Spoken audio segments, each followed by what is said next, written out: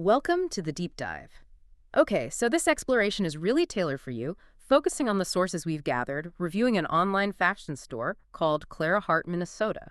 Exactly. And our mission here is to kind of unpack the difference between how the store presents itself, this polished brand image, Right. and what the analysis suggests is actually happening operationally based on reported facts and, crucially, customer experiences. It's a real look into modern e-commerce fronts. And the front is, well, it looks pretty convincing. It comes across as this stylish boutique, selling handbags, jackets, boots. High-end looking stuff. Totally. And they're pushing this big 80% off 26th anniversary sale. They claim Clara Hart founded it way back in 1999. 26 years, Yeah. which is interesting. Yeah. Because the analysis found something pretty different about that timeline. Yeah, let's definitely unpack that. A 26-year-old brand. But the domain name, clarminnesota.com. According to the source, it was only registered in September 2025. September 2025, so like weeks old, not decades. Precisely.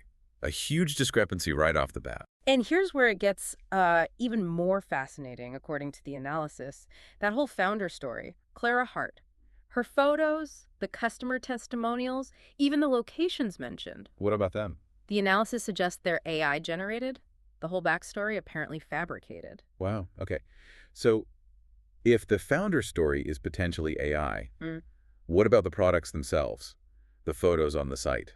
Well, the reviews suggest many of those product photos might also be AI generated. Huh.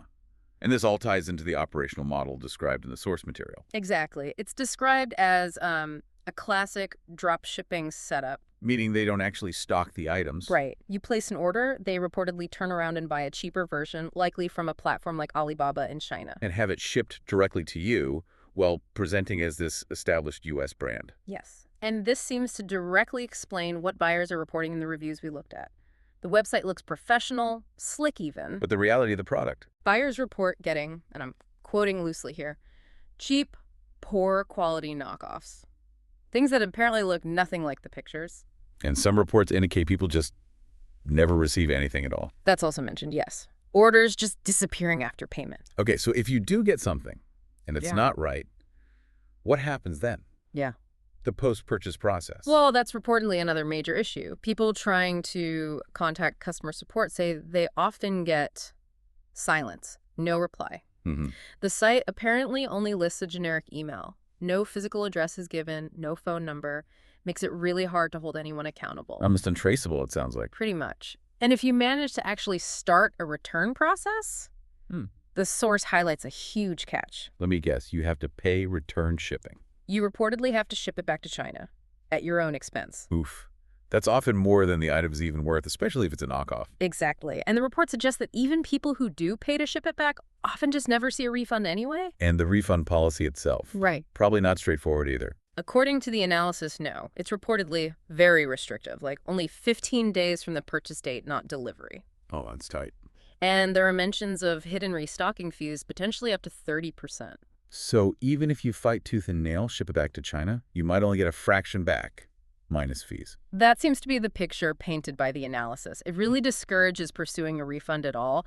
You have to ask what the true cost is, your time, your money shipping it.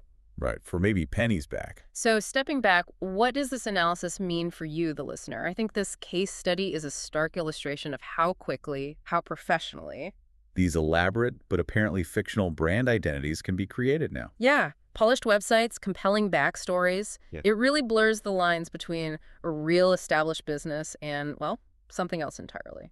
So to wrap up the findings from the analysis we reviewed, Clara Hart Minnesota is characterized essentially as a potential drop shipping operation using reportedly a fake backstory and potentially misleading sales tactics to draw people in. It definitely raises questions. It does. And a final thought to leave you with.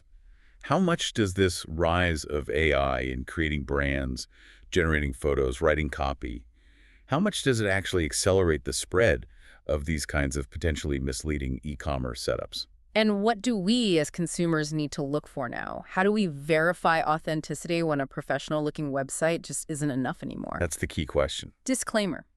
Just a reminder, this deep dive is purely for educational and awareness purposes. It's based solely on the source material provided to us for analysis, and it doesn't represent an endorsement or any kind of defamatory claim against the entity discussed. We're simply analyzing the findings presented in the original review material.